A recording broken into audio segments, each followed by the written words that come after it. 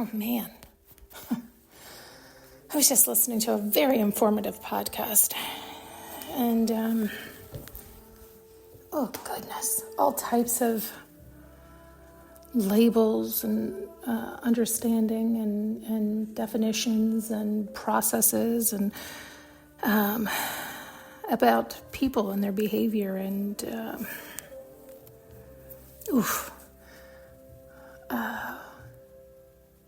it was definitely a more serious one, and it was definitely about how a lot of women can get tricked, and that is our what we see and what we think of the majority of the time, but I recognize it can go the other way as well.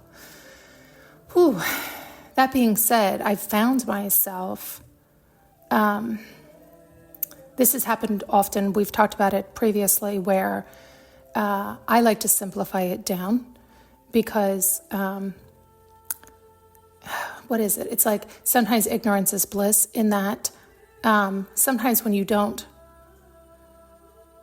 understand or know or have all these labels, which, in other words, without having them, sometimes you won't have all that fear held within you, right? So it's like the more you know, sometimes it's like, holy shit. So it's more a matter of knowing yourself, just knowing yourself, right? Where I love to learn, I really do. But we've talked about labels many a times and how I tend to spot patterns and see things and whatnot. And so it can make me like hyper vigilant, so to speak, and add in that angst, that nervousness, that fear, right? And anytime we're coming from fear, it's no good. And so I've simplified it down oftentimes throughout this podcast to share with you in ways where it has worked for me. In other words, I recognize there's a lot of people who really are better off learning all that stuff and understanding it, right? And this is why we all learn differently, we all understand differently, and we all have to do what is truly best for us. And doing so means we have to utilize our brain. We have to be in charge. We have to understand ourselves, most importantly, and be able to think on our own, right? And to take action on those thoughts. And so, I did find it very informative, but I did find myself, as you can still hear, like starting to tense up. And I was like, okay, it's time to turn this off. It's not that their intention of the whole podcast was truly to inform. That was the entire purpose of it. Unfortunately, I have been in a lot of the dynamics when they describe it and explain it the way they do. That's what I think adds the fear, because it's like, holy shit, I have been in way too many of those scenarios without calling it those names or labels or understanding it to that degree. And I was the prime example that they kept using of giving the benefit of the doubt, or I had been with them long enough to trust them, or it's like as women we tend to just trust too soon, or in other words, some of these people I was with for a second and I had already trusted them. You see what I'm saying? Like we tend to, in our culture, to be a good girl, to do, this kind of thing. And so I've shared with you what I have learned throughout being through too many of these experiences was you have to love yourself and you have to know yourself. And you have to figure out what both of those actually mean. And that takes time, especially for those of us who have always been so empathetic, feeling other people's pain, tuning to those outside ourselves. All these things we become so familiar with that when we have time alone to get back to ourselves, it takes time. And it is quite a process. It almost can feel like punishment at times because it's not normal. And yet it needs to be done for our sake, for what I have found, for me, right? Again, this is not for everyone. And even in listening to what I had listened to, although I did find it very informative. And I can see how it can be hugely beneficial to so many. And I found it beneficial to me too. I just mean knowing myself and knowing what I've learned and what I've been through. there's also that fine line, or only so much at a time kind of thing, to let it transmute, to let it process, to let it integrate, this kind of thing. But anyway, but I have found truly when we bring the focus back to us, right? Truly loving and honoring ourselves and understanding what that means, I have found that has helped. And doing that consistently, constantly grounding yourself to that, constantly making sure you're on your path, you're loving you, you're building your future, and you're not pretzeling or morphing or changing to be on somebody else's path, to help somebody else out, to help them build their life. It's like you've got to stop ignoring you. So you have to start loving you and paying attention to you.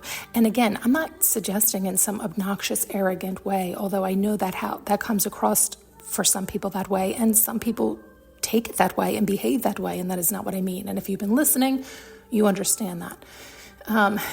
And so I have found that, again, for lack of better words right now, less frightening.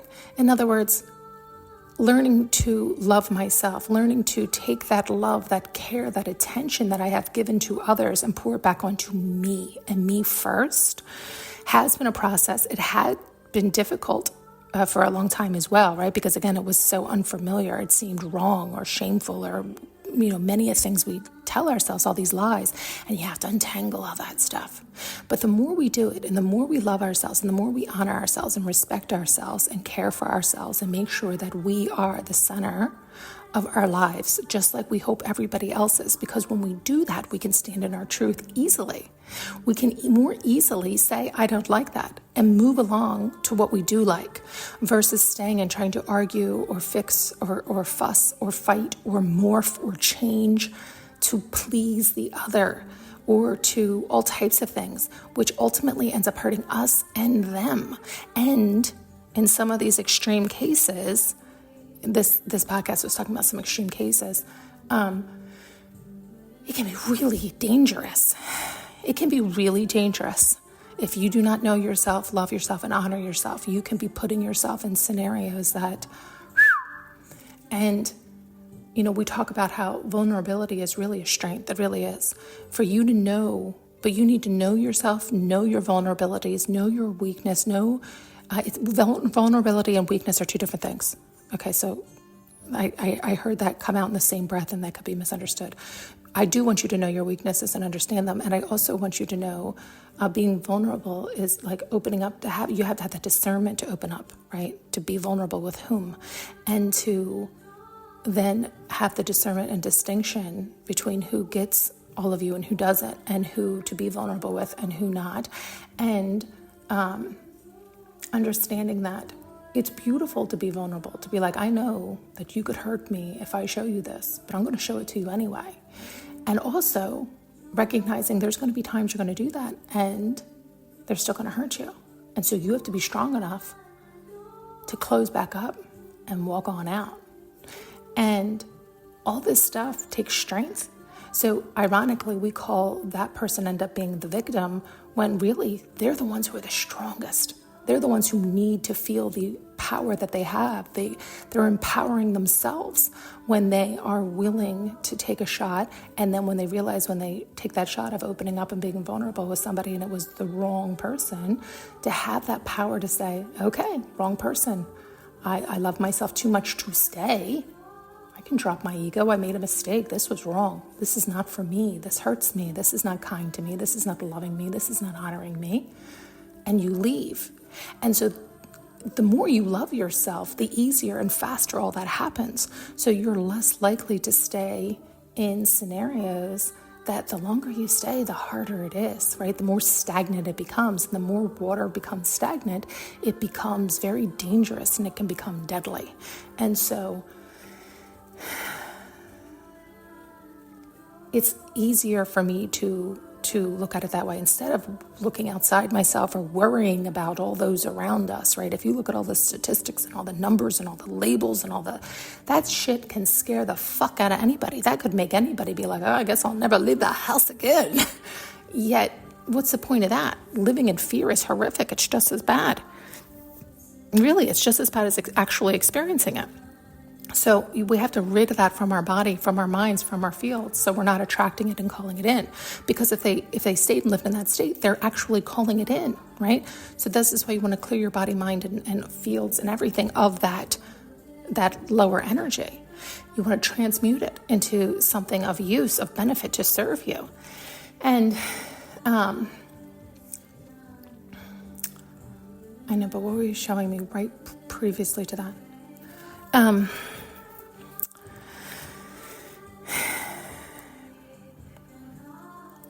Just getting stronger and loving and accepting oneself and learning oneself and understanding oneself, so that you can more easily move through by focusing on how does it feel for you? Is this right for you? Is this honoring you?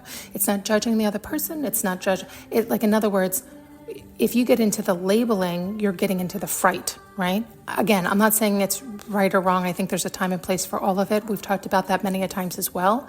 Yet I have noticed, for me, when you get fixated on that or focused on that, you also start to call that in, right? And again, there's that fine line. Like, there's a lot of people who actually need to be educated on it and understand it and learn the dynamics to such a degree for their own safety and sake, because they're just wildly unaware and they're not sure of any of it, like my process or anybody else's process, right? So it's like, whatever works for you to get you to fully love and honor yourself is what I believe.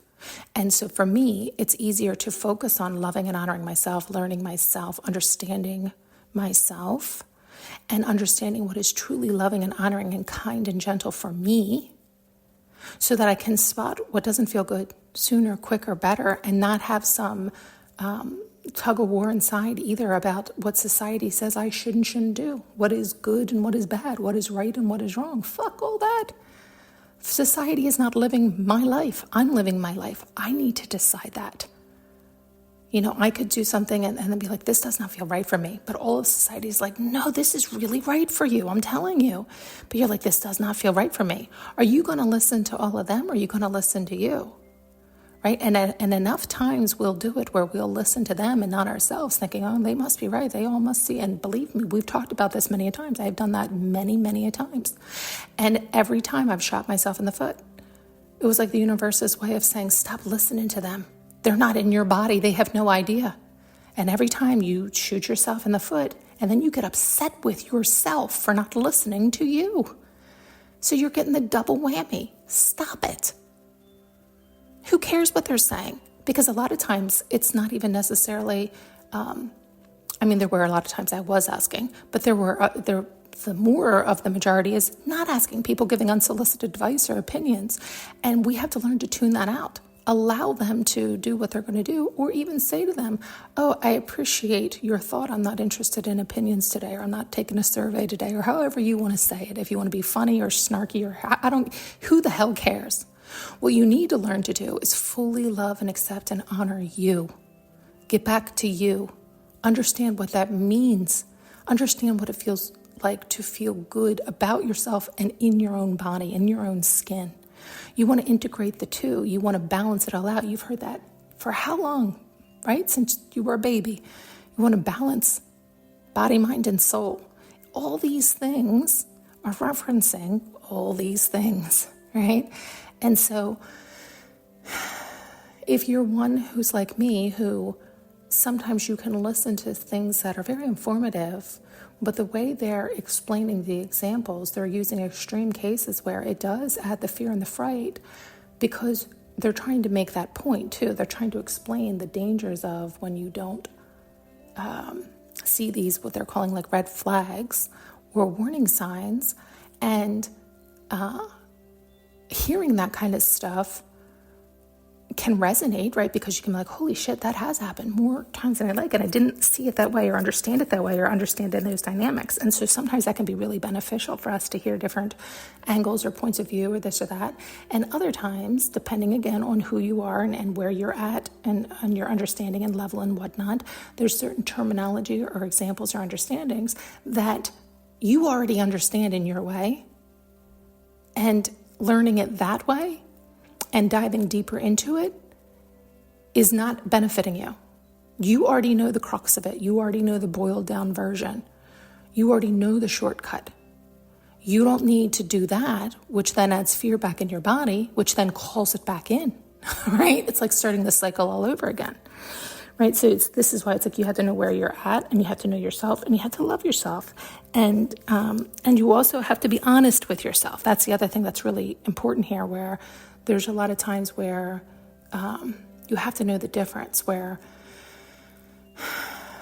like I could watch that, and then I also could understand where they were at and what they were teaching and all these things, and I could then translate it into the language and my understanding, and it released the fear and the fright. And I'm actually about to go do some other processes to release some more. And yet, sorry, I keep jumping to many different things, which has me lose my train of thought. I don't know what I was going to say. I think it was just that you just have to know yourself and know where you're at. Thank you. About trust, and about truth and being honest with oneself, right? So like, don't ignore something because you don't want to hear it, but you know you need to. There's a difference there. So it's like, get yourself grounded, get yourself safe, get yourself calm, get yourself in a space where you can hear what you need to hear.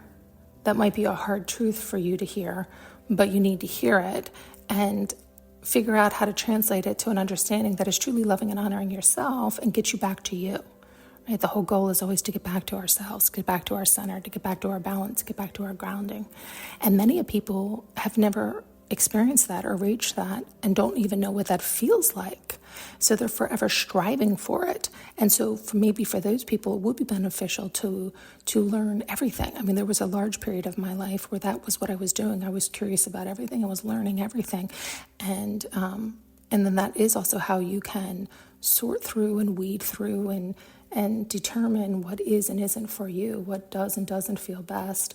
And you also can then see the thread through. Like a lot of times, for me, that was a real benefit in that I realized, everybody's saying the same thing. They're all saying the same thing, but they're saying it in their way, in their language, in their understanding. But the crux of it is actually the same. And so, I'll give you an example. The other day, I was actually talking to Chad about this, where I was like, that's why you'll hear people say, it's like I don't know if it's an old wives' tale or I don't know what it is, but it's like when you drink spirits, when you drink alcohol, you're opening yourself up to spirits, right? And I said something like that to her, and I said, and so you can hear what I'm saying and not think it's woo-woo, but it's just a plain way to say that is when you drink something that inhibits your senses, you are opening yourself up to not being in control. And sometimes things will float up to the surface depending on who you are and what you're suppressing. And you start sharing things that you don't have the right to share, or your judgments that are incorrect, and stating them as factual. And we were going on and on because I've had those experiences with people who will overshare when they're in whatever state they're in that is not their centered, grounded, natural state. And not only will they overshare things that I shouldn't know, they'll also state them factually when they're just hearsay or opinion, and then they'll state it to a large crowd, which then leads to gossip and leads to spreading rumors and can harm others, right? It's malicious gossip. And then they get sobered up and they don't even know the fuck they did it, right? And so it's then like, I can't even trust that person. They don't even know they're doing it. So it's not that it's necessarily malicious, but their subconscious mind is tossing stuff up when they become relaxed enough, and they're just so out of control of themselves and unaware of what is really going on. They're not doing the cleanup work internally. So when they get in those states, stuff just spills out. And to me, that's dangerous to be around those people or to be in too much contact with them. and not in a dangerous, in a unsafe way, like for oneself, but it's like, do you want to be around that? Right? It's like, I don't like to be around people I can't trust because they don't know how to control themselves, or they don't know how to do their own cleanup work, or they don't know how to love themselves. And so it's not that I can't hold love for them, but I also recognize it's not loving to me to be around them or engaging with them all the time. And it's back to like setting the example, right? So setting up the distance and the boundaries, and trusting that they're grown adults making their decisions, right? And they're either going to figure it out or they're not. They're going to either take charge of their lives or they're not. And it's none of mine, never mind, right? But what is mine, never mind, is me. What is my business is me. Loving me, taking care of me, honoring me, doing what's right for me. And so this is what I mean by all these little nuances. And so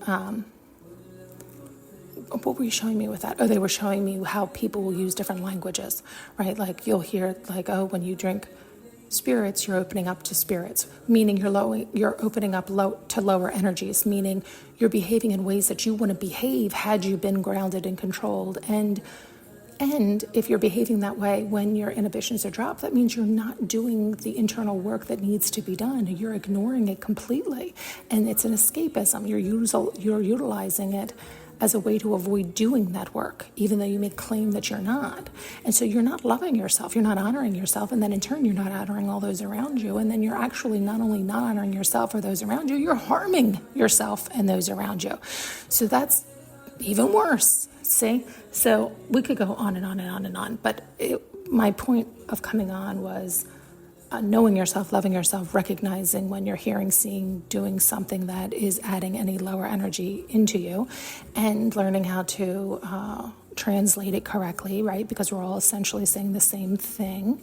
And I say we're all essentially saying the same thing, meaning what I'm referencing when I say that a lot of times is teachers, right? And philosophies and understandings and principles and religions, and all of them, I think, are more or less teaching the same thing, but in their way and in their language.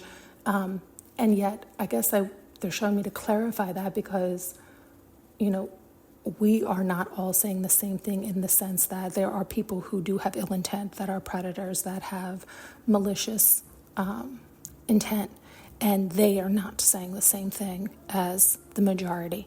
And I do think the majority is still good, and that is what we want to focus on, right? So that is what you're calling in, and that is where you're vibrating.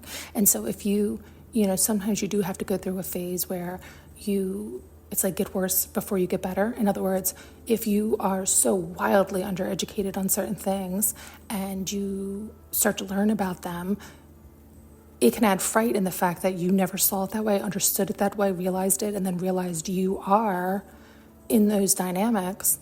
Then it's like a temporary time of integration, which can add that fright, where then you have to transmute all that fright.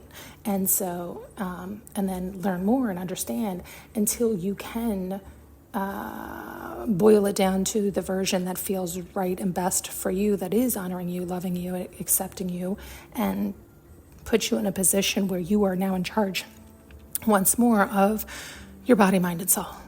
That you are living your life, not somebody else's. Somebody else isn't puppeting you and pulling the strings. And that, I do believe, is happening to a large majority of people still. This is what we talk about, it being asleep, being unconscious, being robots, being automatic, where they don't recognize that their strings are being pulled.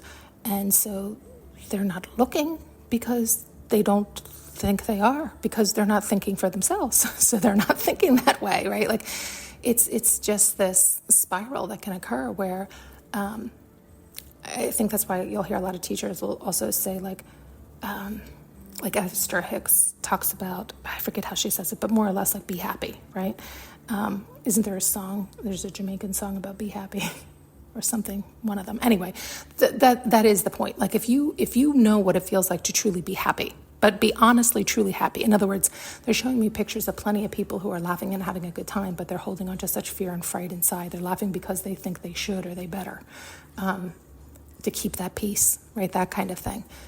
So no, you have to really know what it feels like to be happy, to really love yourself, to honor yourself, to be grounded and feel good in your body, and telling your right self the right things, right? Your internal dialogue, like all these things need to be in balance.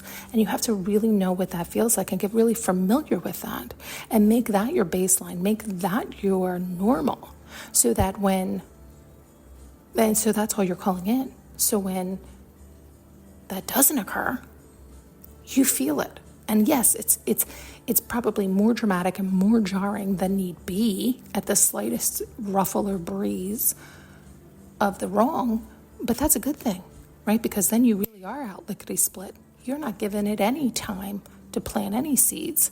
You're blowing right through.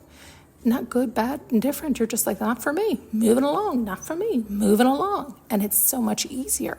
But for it to get to the place of so much easier, you have to familiarize yourself and normalize yourself with what it feels like to feel amazing and good and loving yourself and honoring yourself. And you have to understand what that means, because again, many people fake that and they don't even realize they're faking it because they've never truly felt what it feels like to truly fully love and honor themselves. They've made the other so much more familiar. And so to get back to you, to get back to hold, to get back into charge of your own mind and your own life and your own future, it requires work, or it had for me, right? Somebody else could be someplace else in their journey and they never left, right? So, meaning they never left themselves, they never left their center, right? And so this is why it's different for everyone. And this is why there's 1,010,000 different practices out there. Okay. Thanks so much for tuning in and listening. You can now purchase an audio journey with me using the link below.